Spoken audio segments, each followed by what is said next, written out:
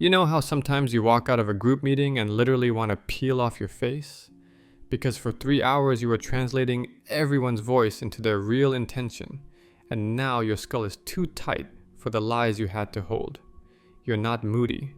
You're bilingual. You speak fluent subtext, and they speak it back in Morse code. First things first. Congratulations, you are awake in a world of sleepwalkers. Psychologists like Elaine Aron, who pioneered research on the highly sensitive person, HSP trait, describe it as a deeper level of sensory and emotional processing. Your brain doesn't skim the surface, it dives in. Neuroimaging studies show that highly sensitive people often have more activity in areas linked to empathy, awareness, and detail-oriented thinking. Mirror neurons, by the way, are those clever little circuits that let you literally feel what someone else is feeling when you watch them. You live in a world that most people only visit on weekends, so stop apologizing for being a walking X-ray. Stop letting idiots call you soft as if it's an insult. Your nervous system is tuned to a higher volume. This trait shows up across personality models too. In the Big Five, it overlaps with higher emotional reactivity, sometimes labeled neuroticism, by some sleepwalkers, of course. Many of the world's most celebrated artists and thinkers were deep feelers.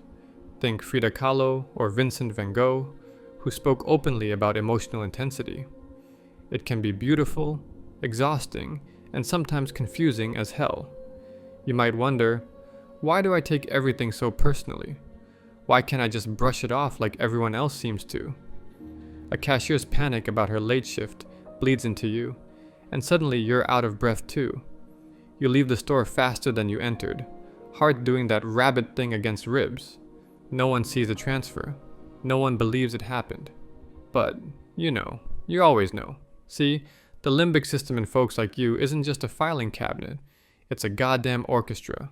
One violin out of tune, and the whole piece collapses. That's why small talk feels like swallowing sand. It's why you ghost groups when the vibe turns syrupy fake. You're not rude, you're protecting the symphony. You spot loyalty like a hawk spots blood. You also sense betrayal before it's brewed. Friends call you psychic. You just call it surviving.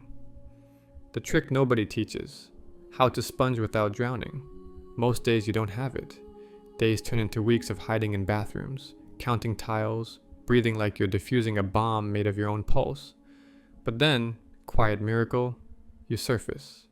You realize the room's still spinning, yet you're upright. The feeling passed. It always passes. That's the secret nobody screams loud enough. Nothing lasts, not even the storm inside your ribs. So you start small, one boundary at a time.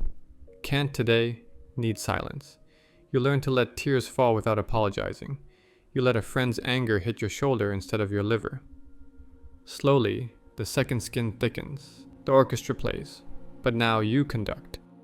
You are often told you are too much or too sensitive, which is a strange accusation when the real issue is that you register more data per second. Your brain processes subtleties most people filter out. Facial microexpressions, shifts in tone, emotional incongruence, a smile that does not reach the eyes, a pause that carries meaning. This makes you excellent reader of people and terrible at pretending nothing happened. You might need more rest than others, more time alone. Just as a sensitive instrument needs careful handling, you need environments that do not constantly overload you.